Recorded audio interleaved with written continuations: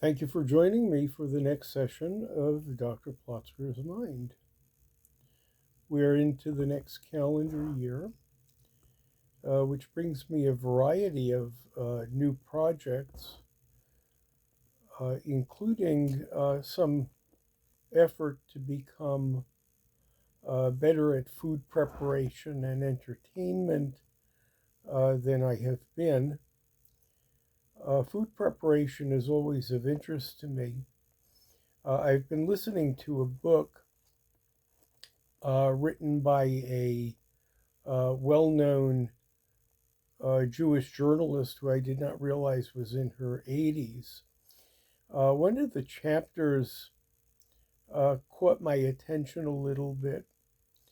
Uh, she's a lady who is very well educated um, and has two daughters at the upper tier of Ivy League who are in journalist professions themselves, one quite well known in the Jewish world. Uh, her third child, the youngest, did not go to college, opting instead to go to culinary school, uh, which has actually captivated him. He's uh, done well for himself in the hospitality world. Now, I have no interest in joining the hospitality world, but I do have an interest in the kitchen, which has absorbed me for a long time. I put some effort, some money. I'm the one who does the weekly shopping, plans the weekly meals, feeds the guests when we have guests. As we get into the new calendar year, I decided to maybe refine that a little bit and took my first small steps this week. I made gravlax. I used to make gravlax a lot until the price of salmon exceeded what I was willing to pay, but it came down to $1 a pound more than I used to be willing to pay. So, with my upcoming initiative, I bought a little bit less and went ahead and made the gravlax. It's usually one of my favorite things to make, though probably not as good as smoked salmon that is done in large scale commercially. However, my salmon costs $8 a pound, and commercial lox now cost about $25 a pound. There's some additives. Dill is about $2 a bunch, for which I will use about half the bunch on the gravlax since we'll have another dollar's worth of dill for other things. Salt is cheap. Brown sugar in the amount that's used for this is not terribly expensive. And it doesn't take a lot of black pepper to season it.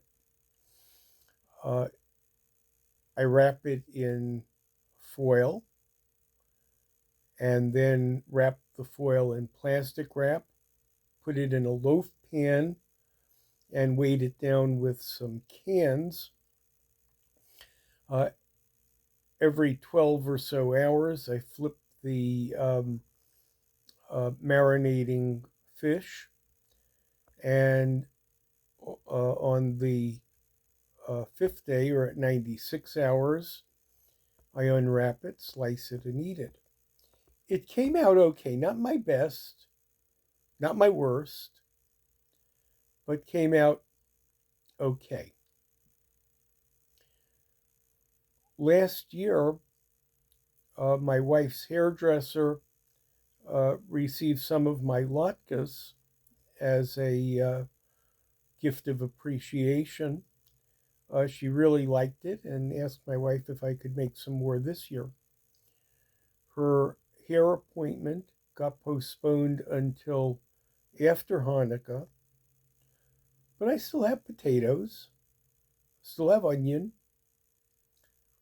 Still have oil, still have seasonings. Eggs have gotten very expensive, but I only use one or two for this. So I said, sure. Uh, I made latkes for myself during Hanukkah. I made it two different ways. One, grinding the potatoes in a mini chopper. The other, the more traditional shredding, though I don't like to use the box grater. I prefer to use the food processor, even though it comes out better with the box grater, but not so much better as to be worth the extra work. I use the food processor for the hairdresser's latkes, ended up making 7 of them that came out quite well. Though I'm not going to be the one eating them. They look good. A little bit of cleanup, particularly the oil. I no longer pour used oil down the sink um, because it can clog up the pipes. Instead, I pour it into a plastic bag and then dispose of the plastic bag in the garbage pickup. Then the other thing I've wanted to make for a while but haven't is lasagna. I like the lasagna that I make. The barrier has been the price of cottage cheese. Sour cream and even cream cheese has remained fairly economical. Butter, which I don't use for lasagna, but I use for a lot of other things, and cottage cheese, for some reason, have been hit very hard by inflation. Spinach goes on sale periodically, and I buy some frozen spinach. But last week I could get an extra tub of of cottage cheese, a somewhat larger one than I usually get, but I usually run a little low on cheese. Mozzarella uh, was on sale, and Cabot kosher certified cheddar was on sale. So between the two, I could get quite a lot. It requires the recipe calls for 20 ounces. I used a little bit more than that. Again, food processor to grate the cheese. Lasagna goes on sale periodically. I will always buy a box or two when it does. Uh, Tomato sauce, or not really tomato sauce, but packaged spaghetti sauce, will go on sale for $1 now, just over $1 with inflation per jar. Um, so that's mainly what it takes. It takes an egg.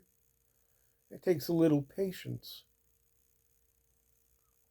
Um, you make the cheese mixture, and then you assemble it with a little spaghetti sauce on the bottom, a layer of noodles, a layer of cheese mixture, um, another layer of spaghetti sauce, then some noodles, then some cheese mixture, then some spaghetti sauce, then some noodles, then some um,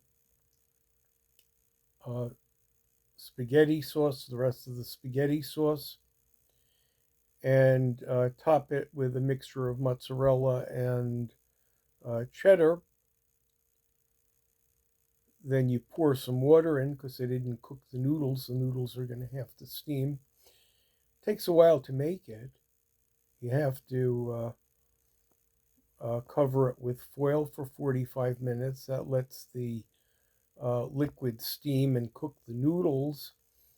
Then you bake it another 40 minutes uncovered and let it rest for a bit. But it always comes out just right. I vary the recipe. Sometimes I will vary the cheese depending on what's on sale. The spaghetti sauce comes in a number of different varieties and different brands. Noodles are pretty much what lasagna noodles are, and black pepper and oregano are what they are. But it's a little bit different each time. Again, spinach, mostly a commodity, a little bit of a project to thaw it and then squeeze it. But I no longer use a colander. I take a fistful and just squeeze it into the sink. That seems to work better. So I have 3 dishes for the new year. Lasagna that lasts 4 meals, gravlax, um, roughly a pound's worth, that'll last a few weeks, and latkes that I won't get to eat. Somebody else will get to eat. Next project, a Valentine's Day dinner, or maybe some guests for Shabbos, but a little dedicated time in the kitchen, which is where I like to be. Thanks so much for joining me for this edition of Dr. Plotzker's Mind.